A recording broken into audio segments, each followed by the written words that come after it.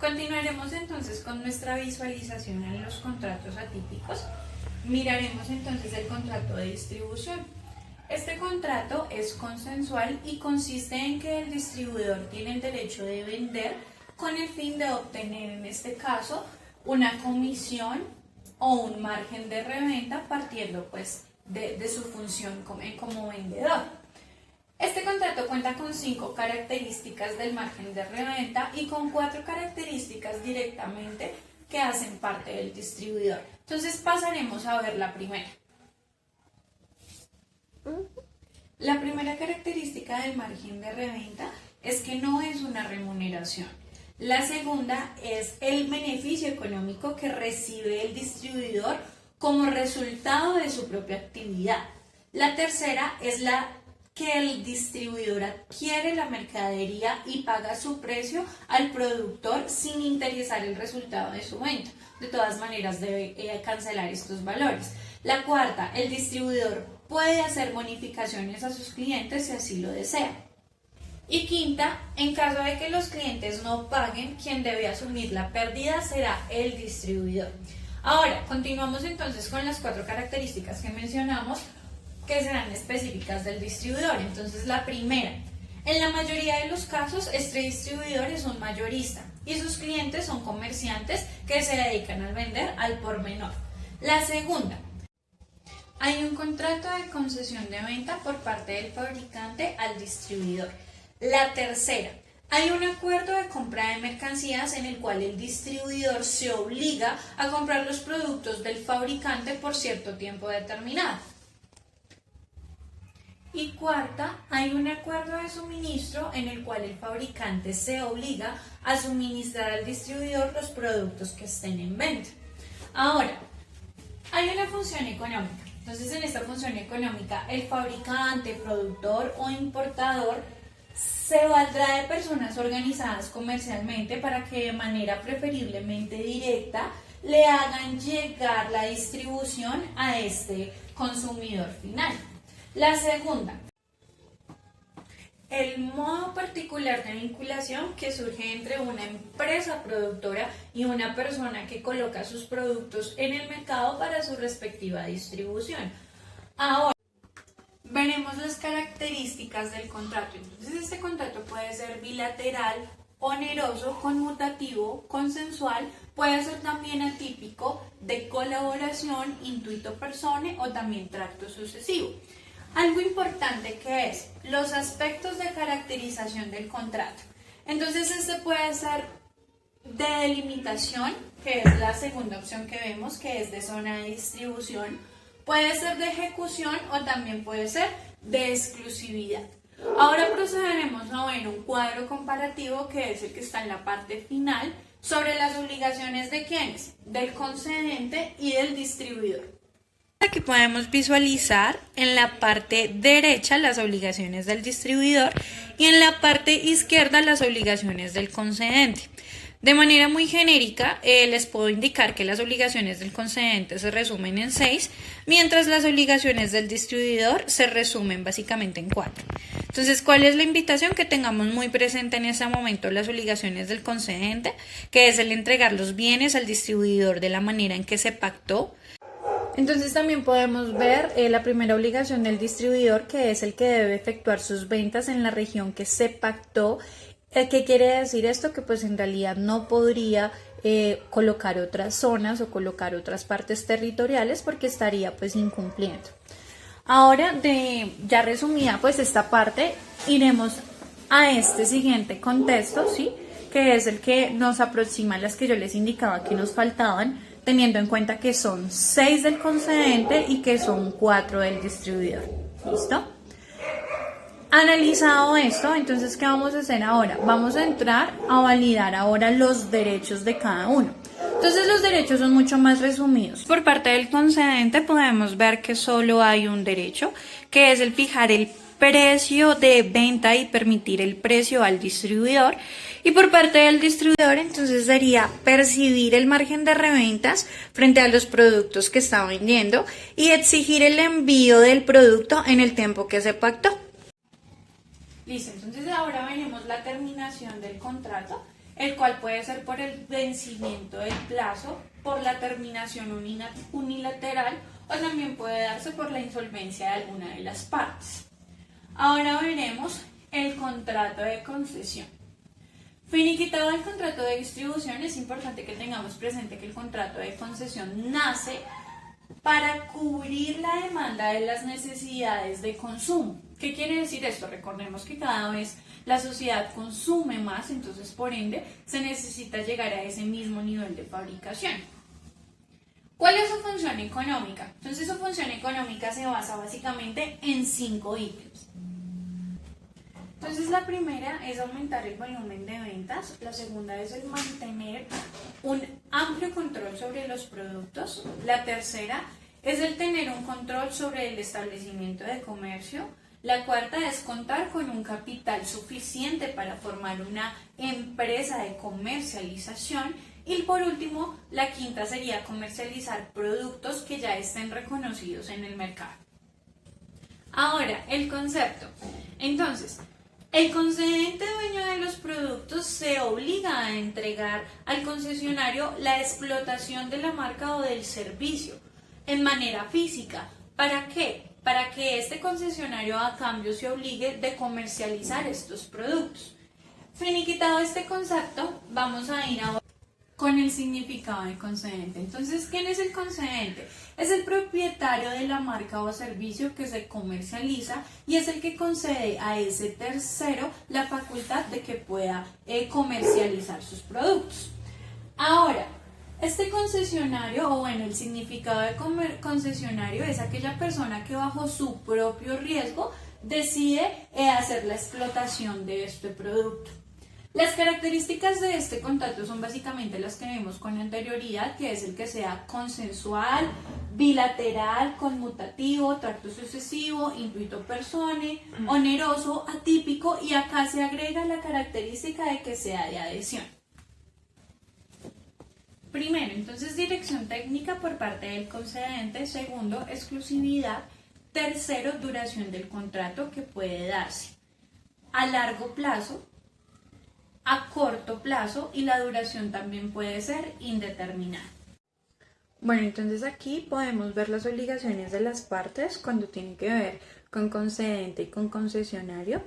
Las obligaciones en el concedente constan exactamente de 9 y las obligaciones en el concesionario constan exactamente de 6. Aquí las podemos visualizar a grosso modo. Entonces acá era donde yo les indicaba que las obligaciones del concedente eran 9, vemos ahí que finaliza exactamente en la que lo obliga a pagar la comisión que obtendrá como prestación el concesionario. Ahora vamos a ver las responsabilidades que tienen. Entonces las responsabilidades se dividen, pero vemos que hay una que es para los dos, que es cuando hay un daño frente a terceros. Entonces, en caso de demora de una de las partes en el cumplimiento de sus obligaciones, la parte cumplida solicitará la terminación del contrato con indemnización de perjuicios, o también podrá hacer efectiva la obligación con indemnización de perjuicios moratorios. Vemos que la diferencia radica en que para el concedente consiste en que debe entregar las unidades de productos o bienes que le fueron solicitados por el concesionario y responder por la calidad de los mismos. Mientras que este concesionario, ¿qué hace? Responde frente a terceros siempre que acudan a la celebración del contrato a su establecimiento de comercio. Entonces, acá podemos ver la figura de derecho de petición. ¿En qué consiste? Consiste en la facultad que tiene el concedente de repetir esos pagos debido a problemas de manufactura. Ahora, esta terminación del contrato se puede dar por la expiración del término de duración. También se puede dar por la terminación unilateral o por la insolvencia de alguna de las partes. Clases de contrato de concesión. Entonces está la concesión propiamente dicha, que es otorgar autorización para que un concesionario explote la marca bajo su propio riesgo. El segundo es el de concesión de espacio. Este que hace referencia a que el concedente propietario del establecimiento de comercio le otorga o decide entregar en concesión a los comerciantes que tengan esta necesidad. Evidenciamos el concesión pública, el de concesión pública, y ¿en qué se basa? En que el Estado es quien hace esta entrega, con la finalidad de ¿qué? De que haya un beneficio para la comunidad. Ahora, ¿qué vamos a hacer? Vamos a ver los aspectos de este contrato de franquicia que están reglamentados en el Reglamento 4087 de 1988. Este nos habla de unos aspectos positivos y unos aspectos negativos. Aspectos positivos hay exactamente 7 y aspectos negativos vamos a ver alrededor de 3. Entonces vamos a verlos de manera rápida. Podemos ver exactamente en el que finaliza en este momento como aspecto negativo, que es que el franquiciado quedará dependiendo de las instrucciones que el franquiciador le entregue en el contrato. Entonces, pues hay una dependencia. Este, por ejemplo, es un aspecto negativo. Ahora veremos el último aspecto positivo que tiene. Entonces, ¿cuál es el aspecto positivo o el último? Al suscribir el contrato, el franquiciador ya tiene destinado su diseño. El franquiciado solo selecciona el personal que estará trabajando en la franquicia. Ahora bien, ¿cuál es el concepto? Entonces, el franquiciador le permite al franquiciado realizar actividades de mercadeo de sus productos, marcas o servicios y a cambio de este recibirá dinero por el derecho que entregó. Puede ser regalías o puede ser ambos, dinero o regalías. Ahora, hablaremos de las características que tiene este contrato. Este contrato cuenta con 7 características. Hablaremos de la primera. El franquiciado hace la inversión necesaria para el negocio. El franquiciado es independiente. Cada parte tiene sus propios empleados. Cada parte hace su propia inversión. Cada parte asume sus propios riesgos. El franquiciador ofrece al franquiciado todo lo posible para que éste pueda alcanzar el éxito. Y por último, el franquiciador se beneficia de una clientela potencial que ya como tal está establecida. Ahora, ¿quiénes son los sujetos? Entonces, hay 2 sujetos, el franquiciador o franquiciante y también está el franquiciado o tomador. Acá también podemos evidenciar las características que hemos venido explicando con anterioridad, que hacen referencia en realidad a casi todos los contratos que hemos visto. Entonces, continuamos con los elementos esenciales. Entonces está como primer elemento la licencia de derechos de propiedad industrial. Esta licencia, ¿quién la otorga? La otorga el franquiciador. Podemos también evidenciar el contrato Know-how. Podemos ver la remuneración a cargo del franquiciado. Entonces esta remuneración siempre se dará al ingresar el negocio, ¿sí? Las primeras, que son el derecho entrada y pago de derecho de regalías periódicas, jamás será reembolsable. Y se finaliza con la publicidad. Entonces las obligaciones del franquiciante y del franquiciado. Del franquiciante se resumen en 4, mientras el franquiciado sí cuenta con más características. Estamos hablando de alrededor de 7. La última que vemos respecto al franquiciante es la de brindar capacitación al personal franquiciado. Y la última que vemos respecto al franquiciado es de abstenerse de firmar con la competencia durante un tiempo determinado después de finalizado el contrato de franquicia. Ahora veremos las formas del contrato de franquicia. Entonces está de primeras la franquicia de servicios. Esta consiste en transmitir el saber hacer y el conocer los detalles de los dueños de la franquicia. Vemos que hay unas características y continuamos con la franquicia de producción o industrial. ¿Esta en qué consiste? En que el franquiciador es al mismo tiempo el propietario de la misma y otorga calidad a los franquiciados productores. Y por último, la franquicia de distribución. Esta característica de distribución, ¿en qué consiste? En que el franquiciador selecciona productos fabricados por otras empresas para hacer la distribución en los puntos que él maneje, es decir, ventas en su red. Entonces, ¿por qué puede darse la terminación del contrato? Puede darse porque ya se cumple con el plazo pactado, Puede darse porque es imposible cumplir con el objeto del contrato porque no se pudo dar cumplimiento a este objeto. También podemos ver que sea por el mutuo acuerdo de las partes, que esa vendría a ser la tercera. Vemos que también puede ser por el incumplimiento de las obligaciones. Puede ser porque se obliga a la liquidación del contrato o también de alguna de las empresas que están dentro de este mismo. O por, en el peor de los escenarios, la muerte de alguna de las partes o la extinción de alguna de ellas. Entonces, ahora veremos los efectos de la terminación.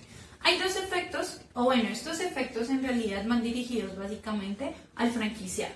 ¿Por qué? Porque el franquiciado no podrá hacer uso de esos secretos que adquirió, como lo podemos ver acá, no los podrá utilizar ni comercializar.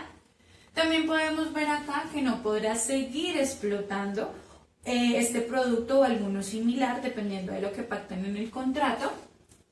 Y podemos ver el stock de las mercancías. Este stock de las mercancías, ¿a qué hacen referencia? A que se pueden manejar de dos maneras. Entonces, este franquiciado puede distribuirlas o que puede hacer continuar vendiéndolas hasta que ya como tal se agoten estos productos. Ahora, el último escenario que vemos es cuando es por incumplimiento a cargo del franquiciado, se deberá solicitar directamente al juez que se le imponga el deber de cesar en la explotación comercial. Digamos que esta es una de los efectos más fuertes que genera la terminación del contrato.